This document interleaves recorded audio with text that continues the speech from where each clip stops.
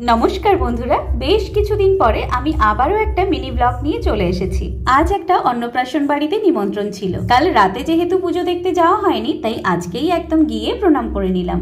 তারপর পসরা গান দেখতে দেখতে খেতে বসে গেলাম। আর আমার ছেলের কাছে খাওয়া জিনিসটা যেহেতু খুব কঠিন কাজ, তাই ওর মুখটা হয়ে গেছিল বাংলার পাঁচ। যদিও ওকে ওর খাবার বাড়ি থেকে খাইয়েই নিয়ে গিয়েছিলাম, তবুও একটু প্রসাদ ছোঁয়ানোর জন্য ওকে সাথে নিয়ে বসে গেছিলাম। আজ যার অন্নপ্রাশন হচ্ছে তাকে তো তোমাদেরকে দেখাতে পারলাম না, কারণ আমরা যখন ওখানে পৌঁছেছিলাম সে তখন ঘুমিয়ে গিয়েছিল। আর এই অন্নপ্রাশনের সময়টাতে তোমরা তো জানোই, আগের রাত থেকেই বাচ্চাদের ওপর কি যে ধকল যায়, তাই আর জোর করে জাগিয়ে ছবি তোলার চেষ্টা করিনি। এবারে আসি খাওয়া দাওয়ার কথায়। অন্য যে কোনো খাবারের সাথে ঠাকুরের প্রসাদের স্বাদের তো কোনো তুলনা হয় না। আর কি কি রান্না হয়েছিল সেটা তো তোমরা দেখতেই পেলে, তাই আর মুখে বললাম না।